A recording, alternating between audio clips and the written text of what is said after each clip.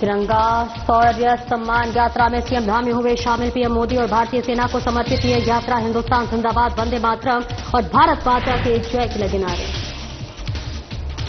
मंत्री गणेश जोशी ने निर्माणाधीन सामुदायिक भवन का किया निरीक्षण। कार्यदायी संस्था के अधिकारियों को दिए निर्देश, कहा कार्यों में गुणवत्ता से न हो समझौता। काशीपुर में भारतीय सेना के शौर्य और सम्मान में तिरंगा यात्रा में लोगों ने बढ़ चढ़कर लिया हिस्सा। मोहल्ला किला से शुरू होकर महाराणा प्रताप चौक पर पहुंची तिरंगा यात्रा। केदारनाथ धाम में बड़ा हादसा, एम्स का हेलीकॉप्टर हुआ दुर्घटनाग्रस्त। हेलीकॉप्टर में सवार सभी लोग सुरक्षित। एसएसपी पौड़ी का पुलिस को हाईटेक करने का प्रयास जारी। पेट्रोलिंग के लिए 6 आधुनिक स्पोर्ट्स बाइक को हरी झंडी दिखाकर किया रवाना। अलग अलग शिफ्ट में प्रत्येक बाइक पर पुलिसकर्मी करेंगे ड्यूटी।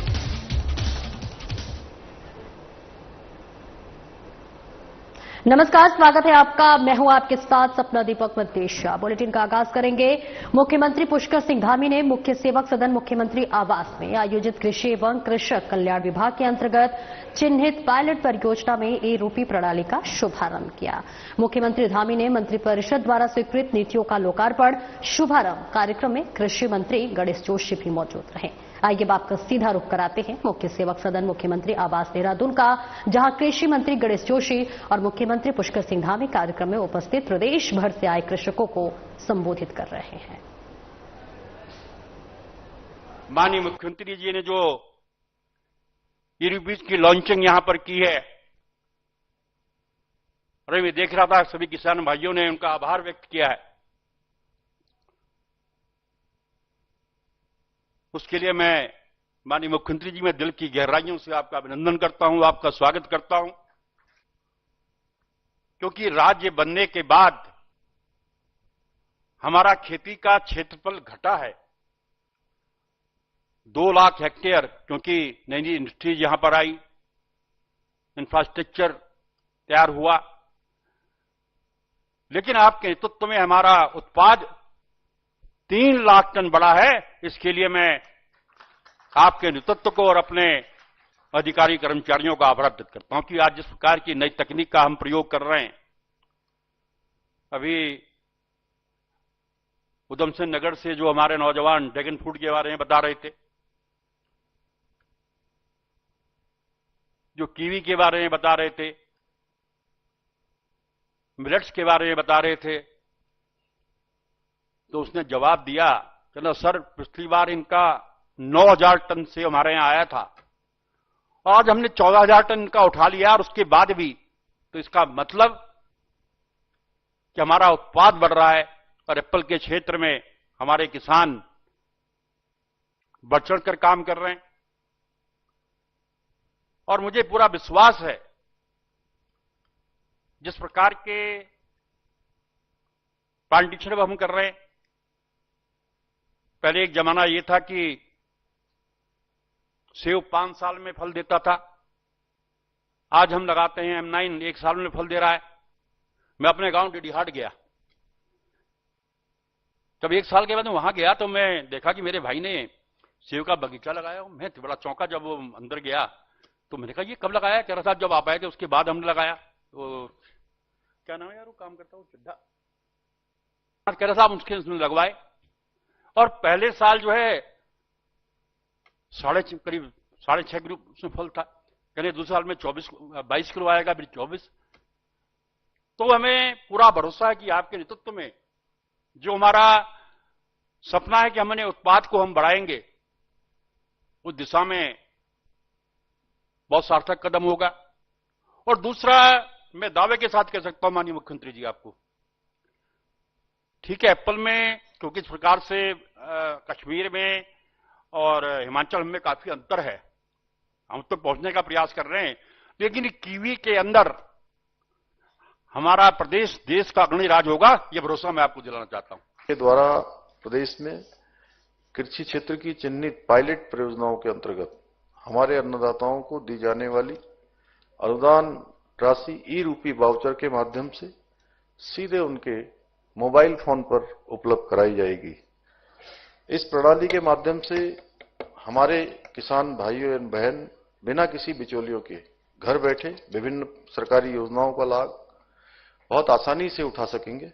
जैसा गणेश जोशी जी ने कहा कि प्रधानमंत्री जी ने जो आज देश के अंदर डीबीटी के माध्यम से अनेक योजनाओं का लाभ किसान भाइयों को अन्य क्षेत्रों में देना प्रारंभ किया, तो अगर 100 रुपया भेजा जाता है तो 100 का 100 रुपया उनके खाते में पहुंचता है। 1 रुपये की भी उसमें कटौती नहीं होती है। और देश के अंदर एक समय ऐसा भी था जब यही 100 रुपया लाभार्थी को भेजा जाता था, जरूरतमंद को भेजा जाता था, तो उस 100 रुपये में से 85 रुपया बीच में बिचौलियों और कमीशन की भेंट चढ़ जाया करता था। देश के अंदर पारदर्शी व्यवस्था स्थापित हो रही है। उसी नवाचार को, उसी नए काम को राज्य के अंदर भी अपनाया जा रहा है। ये ई वाउचर एसएमएस और क्यूआर कोड के रूप में किसानों के मोबाइल पर भेजा जाएगा, जैसा अभी यहां से श्री गौरव कुमार जी ने बड़े विस्तार से बताया, जिसके माध्यम से वो किसान अधिकृत केंद्रों या विक्रेताओं के पास जाकर खाद, बीज, दवा सहित विभिन्न आवश्यक वस्तुओं का क्रय करके इसका लाभ उठा सकेंगे। भाइयों बहनों, जब मुझे इस प्रणाली के बारे में बताया गया तो मेरे मन में स्वाभाविक रूप से कई प्रश्न उठे कि किस प्रकार से हमारे किसान भाइयों को इस नई प्रणाली का लाभ मिलेगा, उनको कैसे जानकारी मिलेगी और कितने प्रभावी ढंग से हमारे किसान भाई उसको समझ पाएंगे और कितना हमारे विभाग के लोग उनको समझा पाएंगे। क्या हमारे किसान भाई बहन इसे बहुत सहजता से, आसानी से अपना सकेंगे? वैसे आज हमारे किसान पहले से ही अनेक योजनाओं की जानकारी अपने मोबाइल पर प्राप्त कर रहे हैं, चाहे वो फसल खरीद से जुड़ी सूचनाएं हो या मौसम से जुड़ी जानकारी हो या फिर अनुदान या सब्सिडी से संबंधित कोई संदेश हो। फिर भी मैं इस योजना से जुड़े हुए सभी अधिकारीगणों से, कृषि सचिव महोदय से, अपने अन्य अधिकारियों से ये उनको सुझाव देना चाहता हूं कि आप हमारे किसान भाई बहनों को ई रूपी प्रणाली के सही और प्रभावी उपयोग हेतु समुचित उनके प्रशिक्षण की व्यवस्था भी सुनिश्चित करें। और जितने लोग यहां आए हैं वो तो भली भांति समझ ही लेंगे, लेकिन मैं चाहता हूं कि आप सबके माध्यम से हमारे प्रदेश के एक एक किसान को इसकी जानकारी हो जाए। जिन योजनाओं की जानकारी आप सबको है, मैं ये भी चाहता हूं कि आपके माध्यम से अन्य किसान भाइयों को भी इनकी जानकारी मिले। और मैं विभाग से ये भी अपेक्षा करता हूं कि हमारे इतने सारे प्रगतिशील किसान यहां पहुंचे हैं और सच में आप सबके चेहरों को देखकर मैं समझ सकता हूं कि आप सब जो काम कर रहे हैं मेहनत से, लगन से, परिश्रम से, कौशल से, निश्चित रूप से सही दिशा में आप लोग आगे बढ़ रहे हैं। लेकिन आपसे मेरी अपेक्षा है कि जितनी सरकार की योजनाएं हैं, जितनी ये योजनाएं लॉन्च हुई हैं, इन योजनाओं की जानकारी एक सामान्य किसान को भी पहुंचनी चाहिए। और एक छोटे से ब्रेक के लिए रोकेंगे, फौरन हाजिर होते हैं।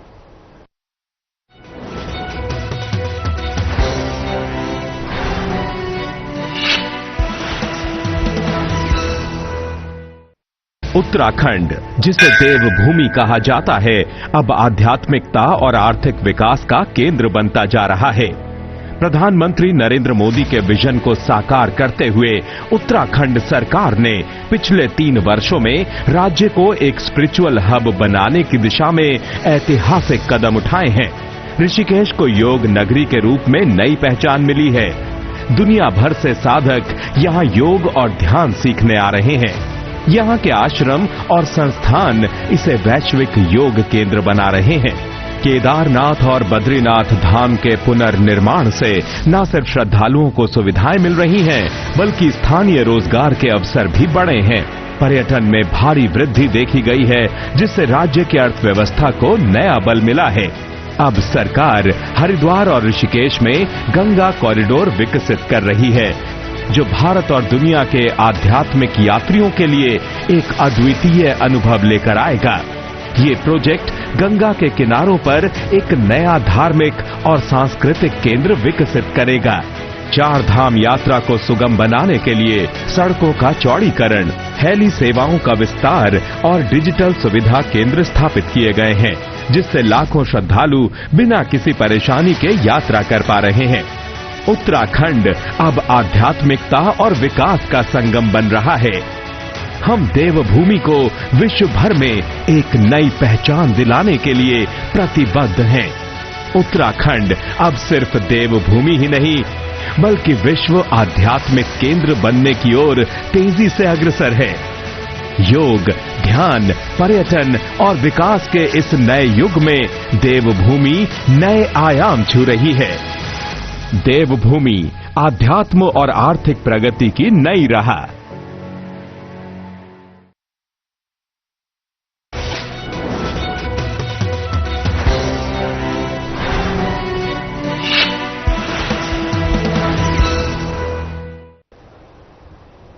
और ब्रेक के बाद एक बार फिर से स्वागत है आपका। खबरों में आगे बढ़ेंगे।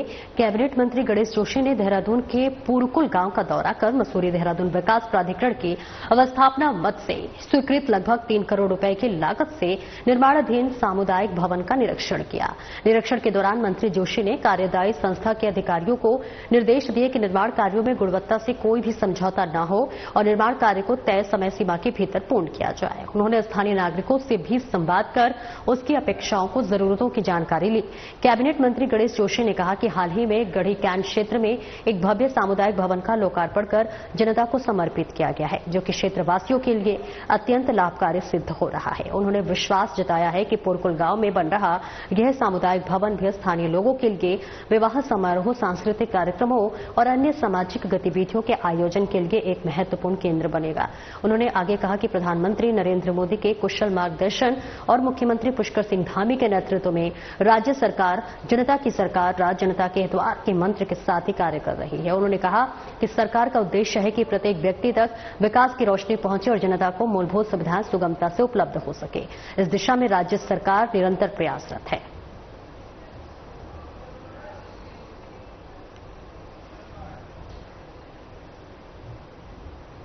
ऋषिकेश एम्स में तैनात डॉक्टर तंजीम अकरम के खिलाफ पुलिस ने मुकदमा दर्ज कर लिया है। विश्व हिंदू परिषद के जिलाध्यक्ष राजेंद्र पांडे की तहरीर पर मुकदमा दर्ज किया गया है। डॉक्टर तंजीम अकरम पर पहलगाम में धर्म पूछकर हिंदुओं की हत्या से खुश होकर मिठाई बांटने का आरोप है। पुलिस ने मामले में जांच कर अग्रिम कार्रवाई शुरू कर दी है।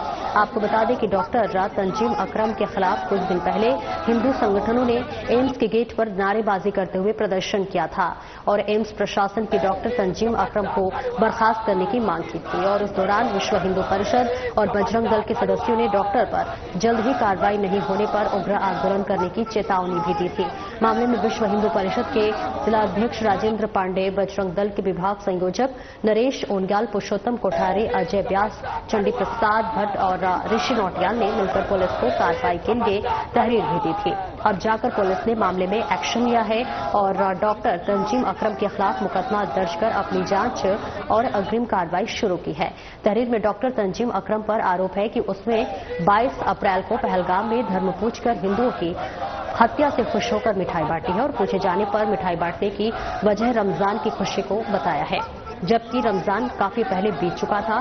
तहरीर के मुताबिक हिंदू संगठनों ने पुलिस को डॉक्टर तंजीम अकरम के सोशल मीडिया पर हिंदू विरोधी पोस्ट के स्क्रीनशॉट भी उपलब्ध कराने का दावा किया है। कोतवाल प्रदीप राणा ने बताया है कि मुकदमा दर्ज कर लिया गया है और मामले में जांच और अग्रिम कार्रवाई शुरू की गई है।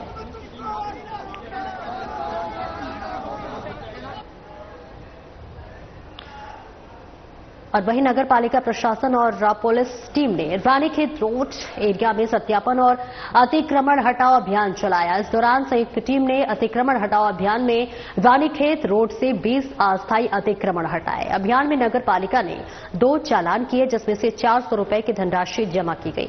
वहीं आपको बता दें कि प्रशासन के अतिक्रमण हटाओ अभियान का अतिक्रमणकारी पर कोई भय नहीं दिख रहा है। जब भी प्रशासन की टीम अतिक्रमण हटाने आती है तो अतिक्रमणकारी अपना अतिक्रमण हटा लेते हैं और 1 घंटे बाद जब टीम वापस चली जाती है तो फिर अपनी दुकान चालू कर देते हैं। प्रशासन और अतिक्रमणकारियों के बीच लगातार यही चल रहा है। प्रशासन का अभियान मजाक बनकर रह गया है। वहीं स्थानीय नागरिकों ने प्रशासन से अतिक्रमण हटाओ अभियान को गंभीरता से चलाने और नगर में ई रिक्शा और टेम्पो चला रहे लोगों का सत्यापन किए जाने की मांग की है।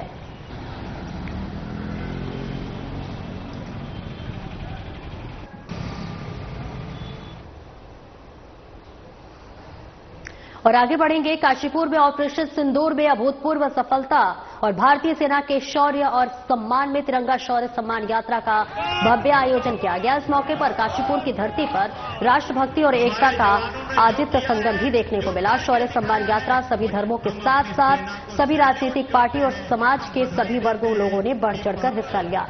तिरंगा शौर्य सम्मान यात्रा मोहल्ला किला से शुरू होकर मुख्य बाजार होते हुए महाराणा प्रताप चौक पहुंचे और इस दौरान यात्रा में नैनीताल उधम सिंह नगर लोकसभा संसदीय सीट के सांसद अजय भट्ट ने भी शिरकत की।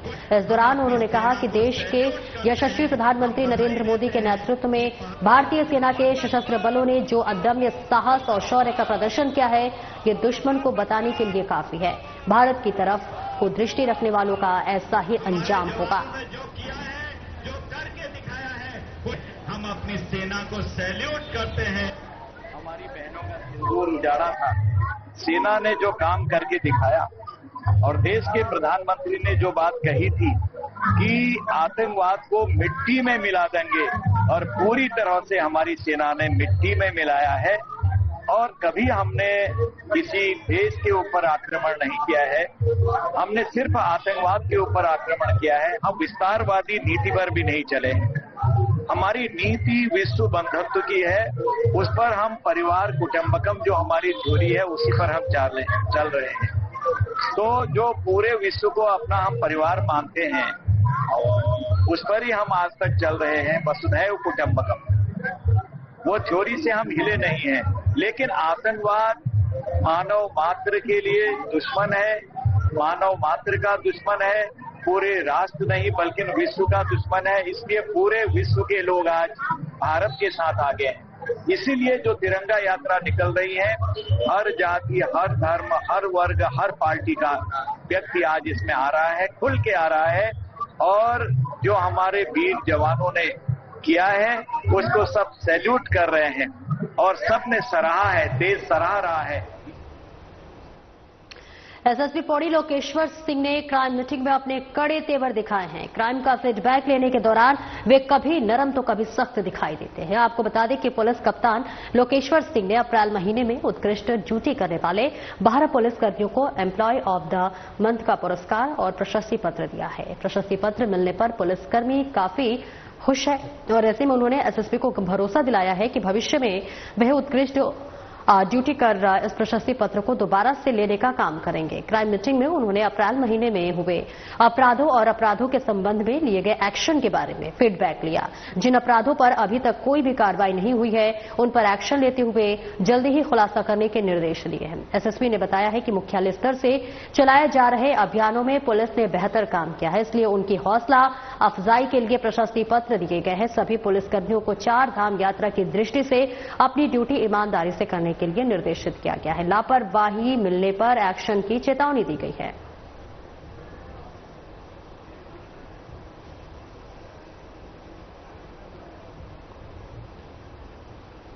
श्री महंत इंद्रेश अस्पताल देहरादून की ओर से श्री गुरु राम राय पब्लिक स्कूल हरिद्वार में कैंसर जागरूकता और निःशुल्क स्वास्थ्य परीक्षण शिविर हुआ, जहां पर उसका आयोजन किया गया तो वही 1521 मरीजों ने शिविर का लाभ उठाया। शिविर में श्री महंत इंद्रेश अस्पताल के विशेषज्ञ डॉक्टरों ने चिकित्सकीय परामर्श दिए। श्री महंत इंद्रेश अस्पताल के कैंसर सर्जरी विभाग के प्रमुख डॉक्टर पंकज कुमार गर्ग ने कैंसर जागरूकता पर महत्वपूर्ण व्याख्यान दिया। शिविर में हरिद्वार के विभिन्न हिस्सों से आए लोगों ने बढ़ चढ़कर भागीदारी की। श्री महंत इंद्रेश अस्पताल की ओर से रोगियों को निःशुल्क दवाइयां भी वितरित की गई। शिविर का शुभारंभ मुख्य अतिथियों ने संयुक्त रूप से दीप प्रज्वलित कर किया। इस मौके पर जिलाधिकारी कमेंद्र सिंह ने कहा है कि कैंसर के प्रति जागरूकता जरूरी है। श्री महंत इंद्रेश अस्पताल के कैंसर सर्जरी विभाग के प्रमुख डॉक्टर पंकज कुमार गर्ग ने कहा कि कैंसर के प्रति समाज के हर वर्ग में जागरूकता बेहद जरूरी है। कैंसर नोटिफिकेशन को अनिवार्य रूप से आंकड़ों के रूप में दर्ज किया जाए ताकि कैंसर पॉजिटिव आंकड़ों की वास्तविक जानकारी भारत सरकार के पास दर्ज की जा सके। हॉस्पिटल की ओर से आज यहाँ गुरु राम राय पब्लिक स्कूल में कैंसर जागरूकता शिविर एवं स्वास्थ्य परीक्षण शिविर आयोजित किया गया है।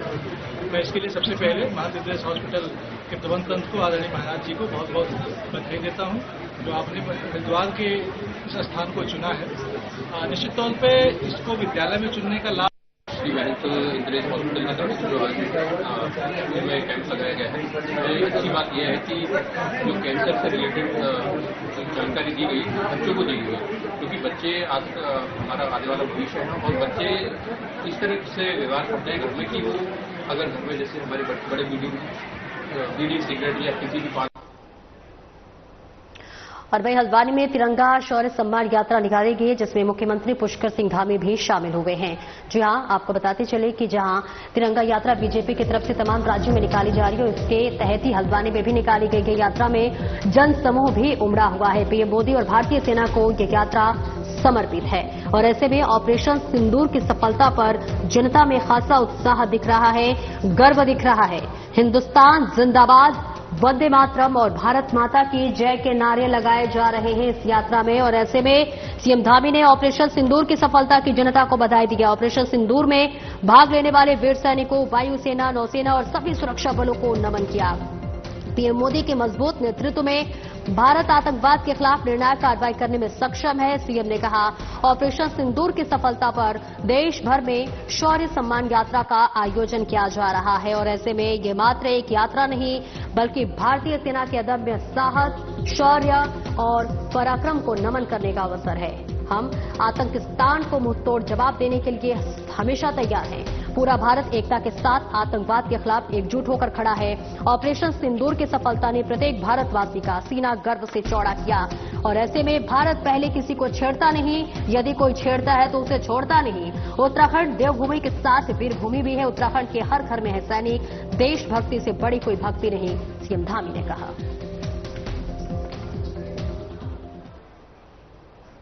एक छोटे से ब्रेक के लिए रोकेंगे, फौरन हाजिर होते हैं।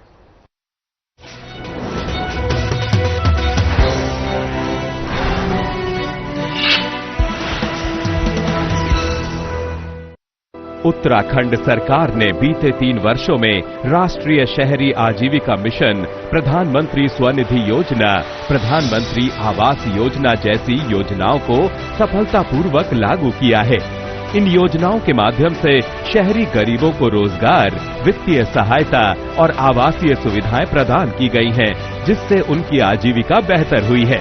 राष्ट्रीय शहरी आजीविका मिशन के तहत स्वरोजगार, कौशल विकास और महिला सशक्तिकरण को बढ़ावा दिया गया है। सैकड़ों युवाओं को विभिन्न उद्योगों में प्रशिक्षित कर स्वरोजगार के लिए प्रेरित किया गया है। प्रधानमंत्री स्वनिधि योजना के तहत छोटे व्यापारियों को 10,000 से 50,000 तक के बिना गारंटी ऋण उपलब्ध कराए गए हैं। इससे उत्तराखंड में हजारों स्ट्रीट वेंडरों को डिजिटल लेन देन और व्यापार विस्तार में मदद मिली है। मुझे 10,000 का लोन मिला था, फिर 20,000 का मिला है, अब 50,000 का मिला है। इससे मेरी आजीविका बहुत अच्छी चल रही है। मैं अपने परिवार के साथ बहुत खुश हूँ। हम लोगों को रेडी पट्टी वाले को लोन प्राप्त हुआ, जिससे बहुत सुविधा मिला। पहले तो 10,000 का लोन मिला था, उसके बाद 50,000 का लोन मिला। प्रधानमंत्री आवास योजना के तहत 50,000 से अधिक घरों का निर्माण हुआ, जिसमें निम्न और मध्यम वर्गीय परिवारों को किफायती आवास मिले हैं।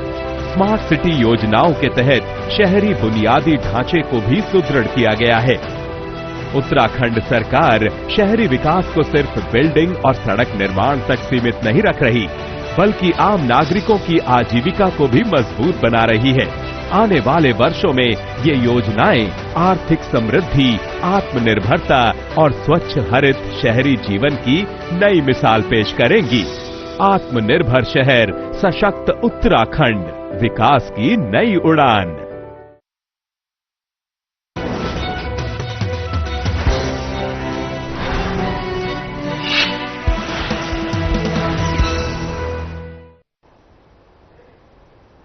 अब ब्रेक के बाद एक बार फिर से स्वागत है आपका। खबरों में आगे बढ़ेंगे, जहां हल्द्वानी में शौर्य तिरंगा सम्मान यात्रा निकाली जा रही है, जहां मुख्यमंत्री पुष्कर सिंह धामी इस यात्रा में शामिल हुए। जहां यात्रा में भारी जन समूह उमड़ा। पीएम मोदी और भारतीय सेना को समर्पित ये यात्रा है। ऑपरेशन सिंदूर की सफलता पर जनता में दिखा उत्साह और गर्व। हिंदुस्तान जिंदाबाद, वंदे मातरम और भारत माता की जय के नारे लगाए गए। सीएम धामी ने ऑपरेशन सिंदूर की सफलता की जनता को बधाई दी। ऑपरेशन सिंदूर में भाग लेने वाले वीर सैनिकों, वायुसेना, नौसेना और सभी सुरक्षा बलों को नमन किया। पीएम मोदी के मजबूत नेतृत्व में भारत आतंकवाद के खिलाफ निर्णायक कार्रवाई में सक्षम है। तो वहीं ऑपरेशन सिंदूर की सफलता पर देश भर में शौर्य सम्मान यात्रा का आयोजन हो रहा है और ये एकमात्र यात्रा नहीं बल्कि भारतीय सेना के अध्ययन में साहस, शौर्य और पराक्रम को नमन करने का अवसर है। हम आतंकिस्तान को मुंहतोड़ जवाब देने के लिए तैयार हैं। पूरा भारत एकता के साथ आतंकवाद के खिलाफ एकजुट होकर खड़ा हुआ है। ऐसे में ऑपरेशन सिंदूर की सफलता ने प्रत्येक भारतवासी का सीना गर्व से चौड़ा किया है। जहां भारत पहले किसी को छेड़ता नहीं, यदि कोई छेड़ता है तो उसे छोड़ता नहीं। उत्तराखंड देवभूमि के साथ वीरभूमि भी है। उत्तराखंड के हर घर में है सैनिक। देशभक्ति से बड़ी कोई भक्ति नहीं, सीएम धामी ने कहा।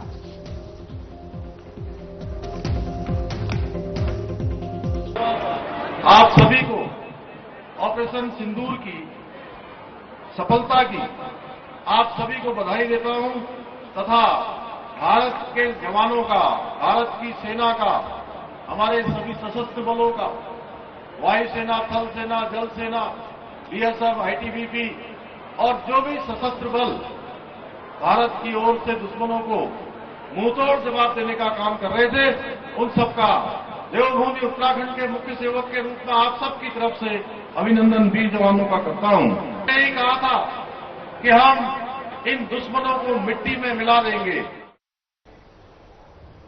और केदारनाथ में एक बड़ा हादसा हुआ है, जहां दुखद खबर सामने आ रही है।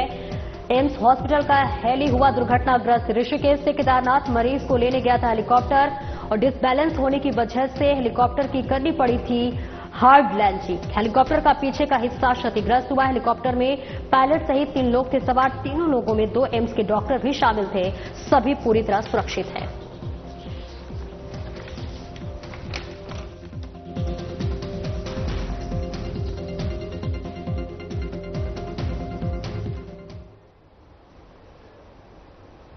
फिलहाल इस बुलेटिन में इतना ही। नमस्कार।